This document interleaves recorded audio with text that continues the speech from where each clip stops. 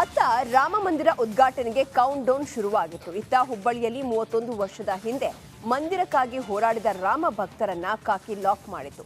ಇದೀಗ ಬಿಜೆಪಿ ನಾಯಕರು ಕಾಂಗ್ರೆಸ್ ವಿರುದ್ಧ ಕೆಂಡ ಉಗುಳ್ತಾ ಇದ್ದಾರೆ. ಆ ಕುರಿತ ಒಂದು ರಿಪೋರ್ಟ್ ಇಲ್ಲಿದೆ ನೋಡಿ.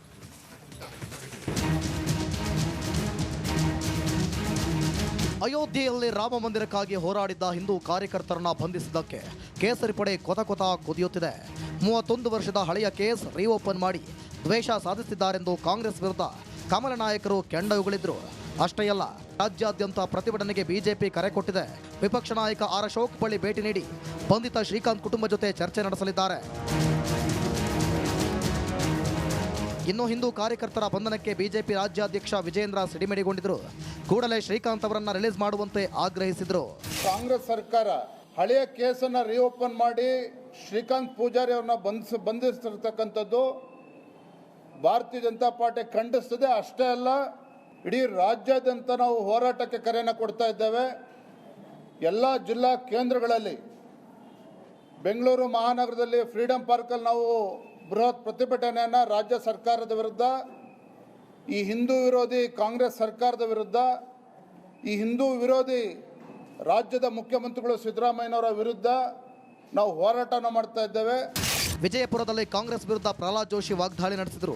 ಕಾಂಗ್ರೆಸ್ ರಾಮ ಮಂದಿರದ ರಿವೆಂಜ್ ತೀರಿಸಿಕೊಳ್ಳುತ್ತಿದೆ ಅಂತ ಆಕ್ರೋಶ ವ್ಯಕ್ತಪಡಿಸಿದರು. ಕಾನೂನು ಹೋರಾಟ ಅಂತೂ ಮಾಡ್ತೀವಿ, ರಾಜಕೀಯವಾಗಿಯೂ ಹೋರಾಟ ಮಾಡ್ತೀವಿ ಮತ್ತು ಸಾಮಾಜಿಕವಾಗಿ ಹೋರಾಟ ಮಾಡ್ತೀವಿ.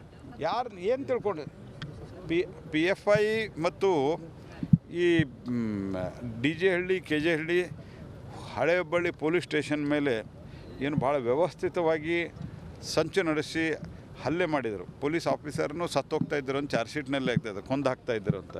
ಅಂಥವ್ರನ್ನ ಬಿಡುಗಡೆಗೆ ನೀವು ಪತ್ರ ಬರೀತೀರಿ ಕಾಂಗ್ರೆಸ್ ಪಾರ್ಟಿಯವರು? ಈ ಬಗ್ಗೆ ಕೊಪ್ಪಳದಲ್ಲಿ ಮಾತನಾಡಿದ CM ಸಿದ್ದರಾಮಯ್ಯ, ತಪ್ಪು ಮಾಡಿದವರನ್ನ ಇನ್ನೇನು ಮಾಡಬೇಕು, ಸುಮ್ಮನೆ ಬಿಡಬೇಕಾ ಅಂತ ಗುಡುಗಿದ್ರು. ತಪ್ಪು ಮಾಡಿದವ್ರು ಏನು ಮಾಡಬೇಕು?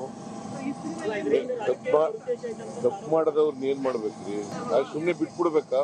ಹಳೆಯ ಕೇಸ್ಗಳನ್ನೆಲ್ಲ ಡಿಸ್ಪೋಸ್ ಆಫ್ ಮಾಡಿ ಅಂತ ಹೇಳಿದೀವಿ. ಹೇಳದ ಕೇಳರಿ, ಸುಮ್ಮನೆ ನೀವು ಹೇಳೋದು ಕೇಳಕ್ಕಾಗತ್ತ? ನಾನು ಹಳೆಯ ಕೇಸ್ಗಳನ್ನ ಡಿಸ್ಪೋಸ್ ಆಫ್ ಮಾಡಬೇಕು ಅಂತ ಹೇಳಿದ್ದೀವಿ. ಅದರಲ್ಲಿ ಪೊಲೀಸ್ನವರು ಕ್ರಮ ತಗೊಂಡಿದ್ದಾರೆ ಅಷ್ಟೇ. ನಾವು ಯಾವ ದ್ವೇಷದ ರಾಜಕಾರಣ ಆಗಲಿ ಅಥವಾ ನಿರಾಪರಾಧಿಗಳನ್ನು ಬಂಧಿಸ್ತಕ್ಕಂಥದ್ರಲ್ಲಿ ಮಾಡಲ್ಲ. ಎತ್ತ ಬೆಂಗಳೂರಿನಲ್ಲಿ ಪ್ರತಿಕ್ರಿಯೆ ಕೊಟ್ಟ ಗೃಹ ಸಚಿವ ಡಾಕ್ಟರ್ ಜಿ ಪರಮೇಶ್ವರ್, ಹಿಂದೂ ಕಾರ್ಯಕರ್ತರನ್ನ ಬಂಧಿಸಿದ್ದನ್ನ ಕೇವಲ ರಾಜಕೀಯ ಉದ್ದೇಶದಿಂದ ಟೀಕಿಸಬಾರದು, ನೆಲದ ಕಾನೂನು ಪಾಲಿಸುತ್ತಿದ್ದೇವೆ ಅಂತ ಸಬೂಬು ಕೊಟ್ಟರು. ಇನ್ಸಿಡೆನ್ಸ್ ಆಗಿದೆ. ಈಗ ಬೇರೆ ಕೇಸ್ನಲ್ಲೂ ಕೂಡ ಬೇರೆ ಹಿಂದೂಗಳಿಲ್ವಾ? ಅಲ್ಲಿ ಬೇರೆ 32 ಕೇಸ್ನಲ್ಲಿ ಬೇರೆ ಕೇಸ್ಗಳಿದ್ದಾವಲ್ಲ, ಅದರೊಳಗಡೆ ಹಿಂದೂಗಳಿಲ್ವಾ? ಅನೇಕ ಜನ ಇದ್ದಾರೆ, ಹಿಂದೂಗಳಿದ್ದಾರೆ. ಅವ್ರನ್ನ ಮತ್ತೆ ಯಾಕೆ ನಾವು ಇದಕ್ಕೆ ಹೋಲಿಕೆ ಮಾಡಬಾರ್ದು? ಸುಮ್ಮನೆ ಅದನ್ನು ರಾಜಕೀಯ ಉದ್ದೇಶದಿಂದ ಇದನ್ನು ಮಾಡೋದು ಸರಿ ಇಲ್ಲ ಅಂತ ನಾನು ನೆನ್ನೆ ಹೇಳಿದ್ದೇನೆ, ಈಗಲೂ ಅದೇ ಹೇಳ್ತೀನಿ. ಹಿಂದೂ ಕಾರ್ಯಕರ್ತರ ಬಂಧನ ರಾಜಕೀಯ ತಿರುವು ಪಡೆದಿದೆ. ಇದು ಮುಂದೆ ಯಾವ ತಿರುವು ಪಡೆಯುತ್ತೆ ಅನ್ನೋದನ್ನ ಕಾದು ನೋಡಬೇಕಿದೆ.